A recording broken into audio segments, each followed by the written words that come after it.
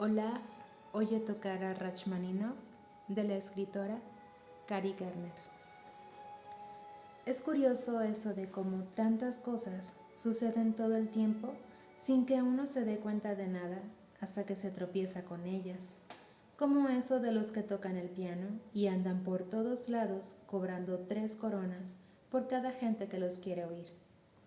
Yo nunca hubiera sabido que había esa clase de tipos si no hubiera sido por mi sobrina Juanita. Yo he cuidado a Juanita desde que era un monigote chiquitito.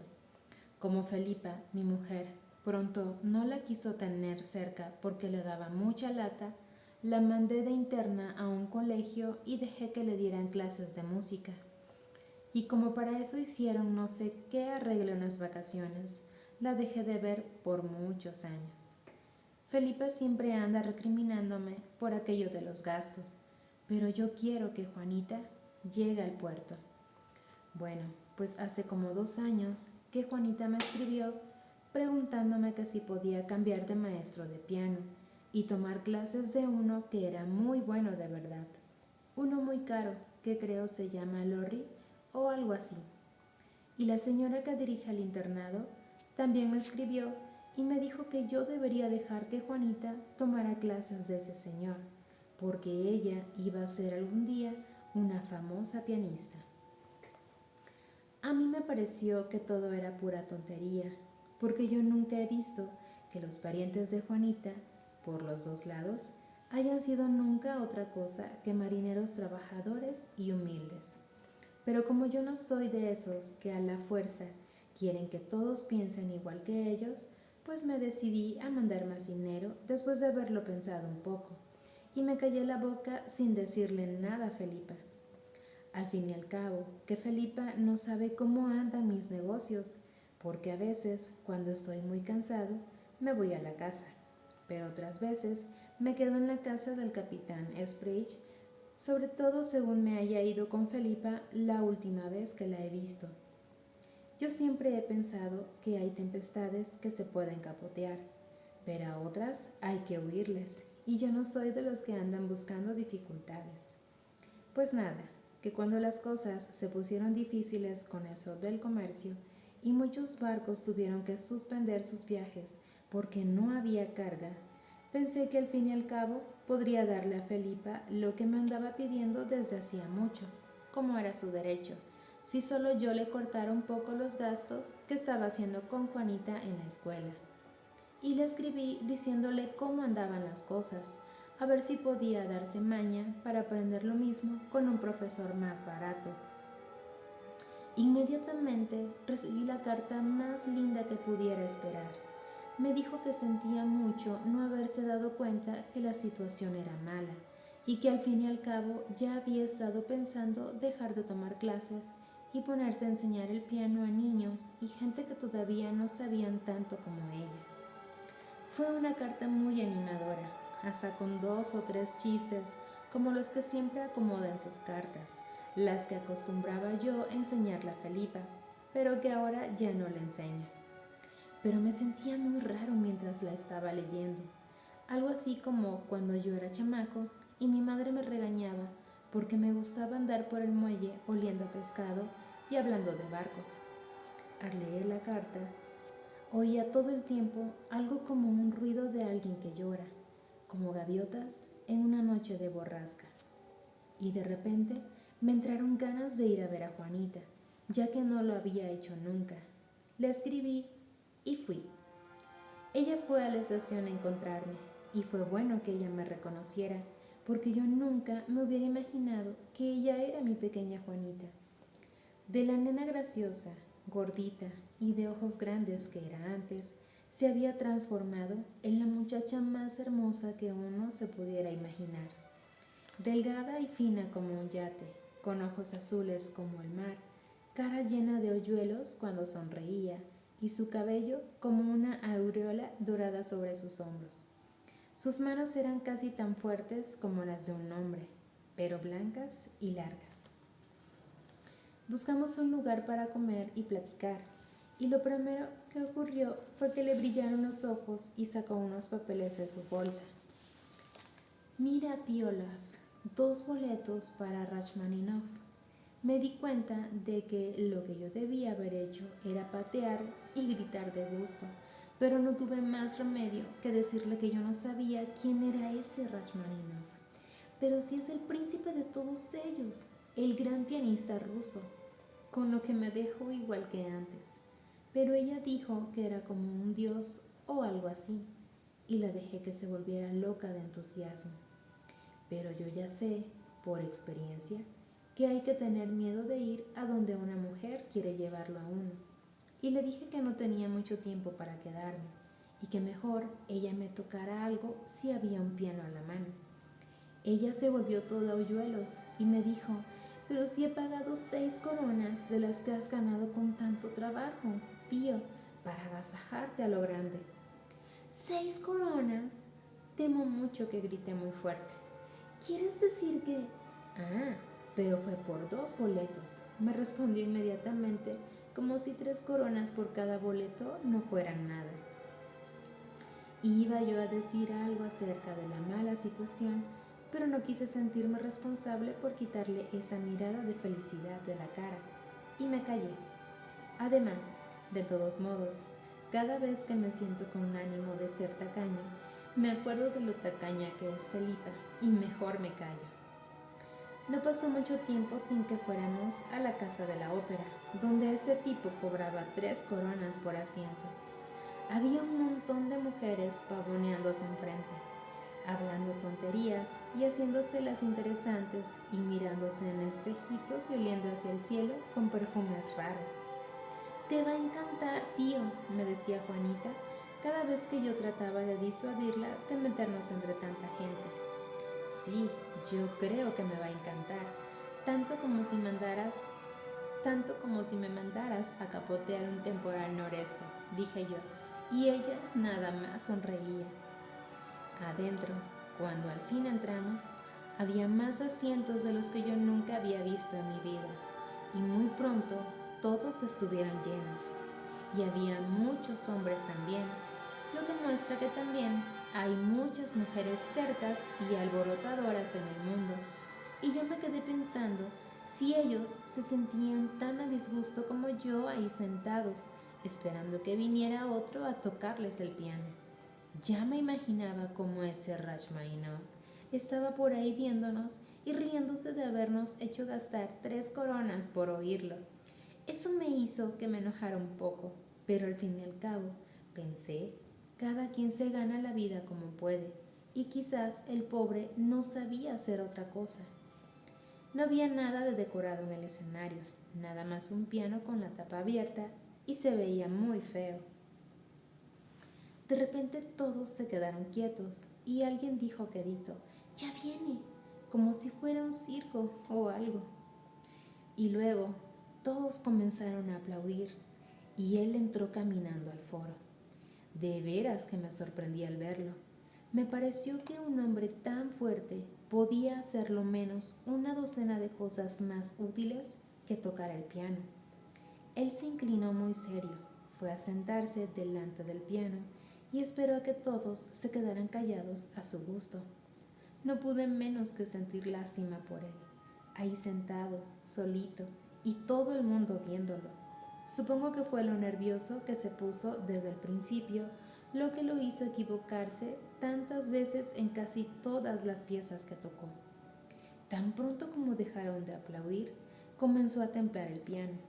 Al principio sus dedos estaban algo duros y tiesos, y nada más picaba aquí y allá, pero muy pronto se calentó de una manera sorprendente y antes de que me diera cuenta, ya estaba yo sentado en la orilla del asiento tratando de comprender cómo podía hacer para que no se le enredaran los dedos, de tan aprisa que los movía. Iba para arriba y para abajo, cada vez más aprisa, tratando de mostrarle al público qué tan rápido podía mover las manos. Pero al rato, como que ya no pudo más y lo dejó. Luego comenzó a intentar una que otra tonada, pero sin terminar ninguna, y las dejaba de tocar precisamente cuando uno ya le comenzaba a tomar gusto. Y luego se puso a ver qué tan fuerte tocaba el piano, y luego que vio lo que podía aguantar, suspendió todo. Y vaya, si vieran cómo aplaudió esa gente. Todos estaban contentos de que ya estuviera listo para comenzar a tocar. Inmediatamente comenzó, pero por cierto que no sonó muy bien. La verdad es que me gustó más cuando estaba templando el piano.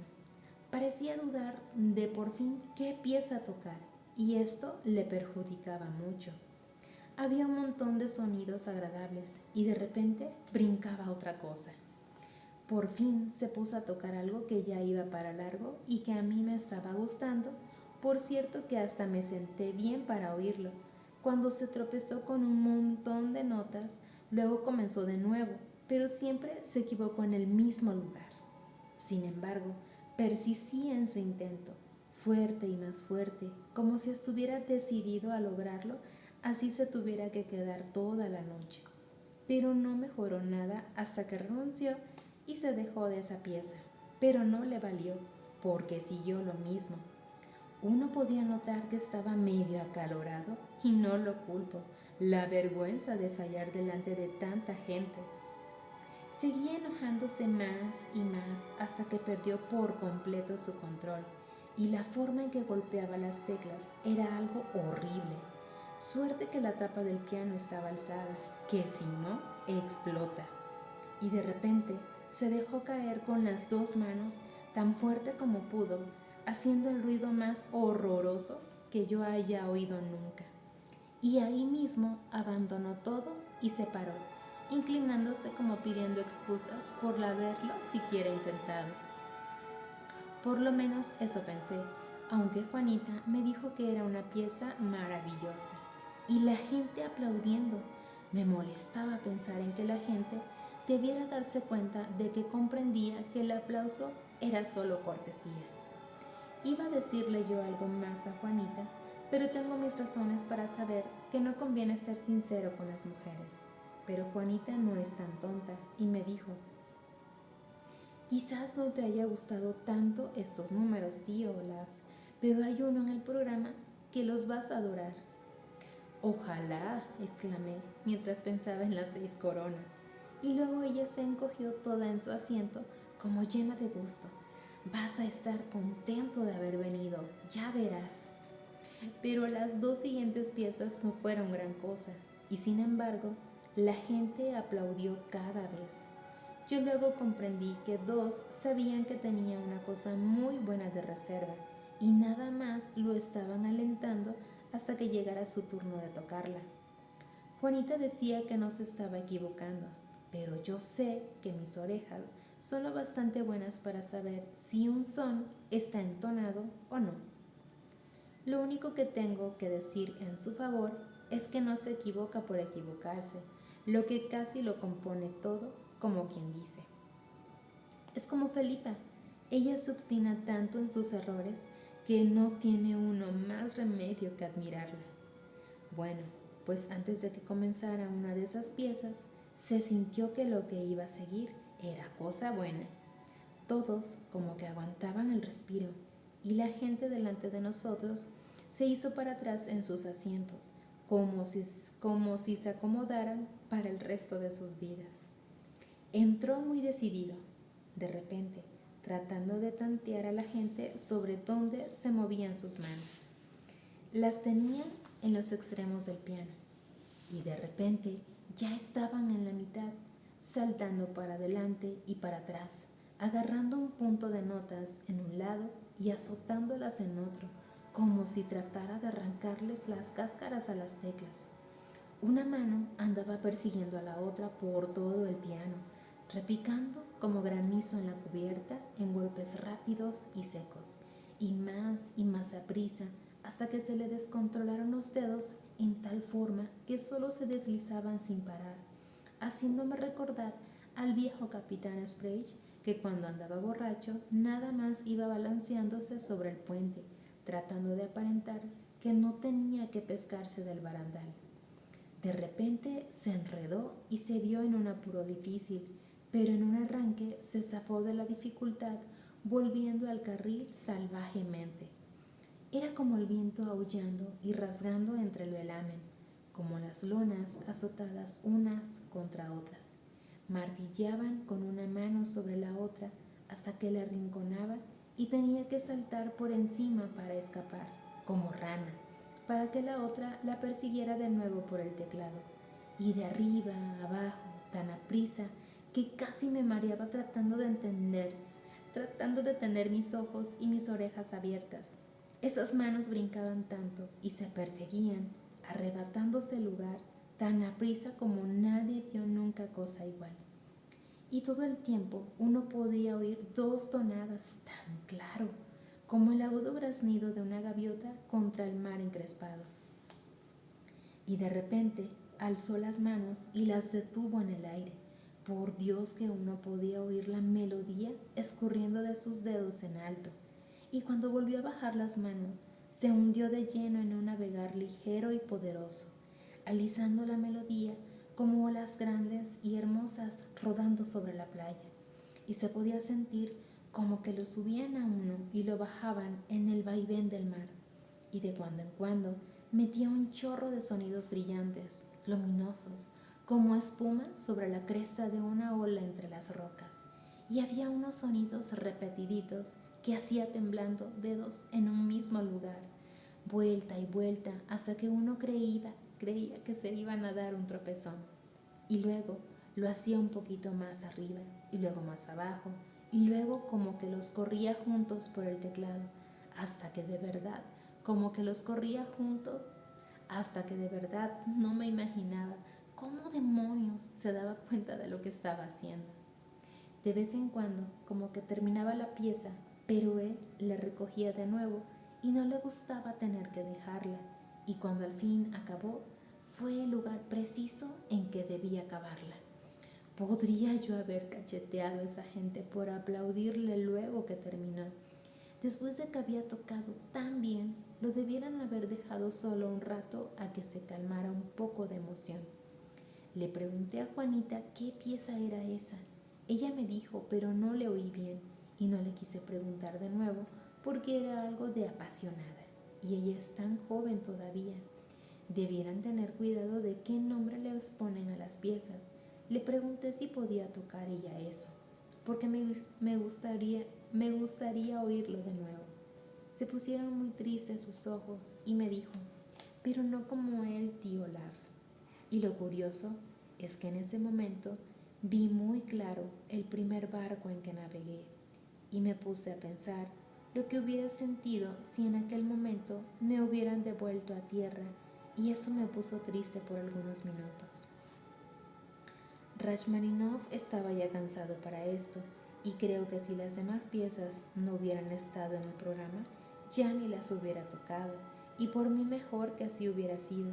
No sé qué ideas tienen algunas gentes que le siguieron aplaudiendo. Pero luego que ya había acabado con el programa, obsequió unas 2 piezas extra, y hasta entonces fue cuando de veras se puso a tocar cosas que la gente puede entender a fondo. No me acuerdo de los nombres, excepto que una era de unos turcos marchando. Y vaya, si no, se fue desde el principio hasta el fin sin equivocarse ni una vez. Apuesto a que esa es la que más le gusta tocar.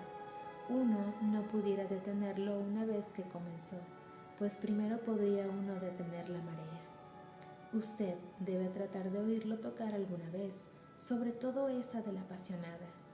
Juanita dice que va a seguir tocando por muchos años, y creo que después de todo hace bien, a ver si mejora un poco más de práctica en una de esas piezas, y con tal que abandone otras por completo, y tendrá mucho éxito. Yo le pregunté a Juanita, como quien no quiere la cosa, si había otro profesor mejor que ese Lorry, y ella me dijo que no. Y cuando estábamos esperando el tren, le dije casualmente que después de todo había decidido que siguiera tomando esas clases, pues nadie mejor que yo sabe que se necesita un piloto para entrar al puerto. Comenzó a llorar, pero se secó las lágrimas cuando oyó el silbatazo del tren. Luego sonrió y me dijo que yo nunca lo sentiría. Yo no le he dicho nada a Felipa. Parece que al fin y al cabo, ya ella y yo estábamos anclados juntos para siempre, a pesar de lo que Lorry cobra. pero no protesto. Se me hace que entre más nos vemos Felipe y yo, mejor nos entendemos. No es que el mar esté muy tranquilo que se diga, pero no me olvido de cómo Rachmaninoff pudo, al fin, tocar bien, con solo que la gente le diera la oportunidad. Traducción de Horacio Quiñones.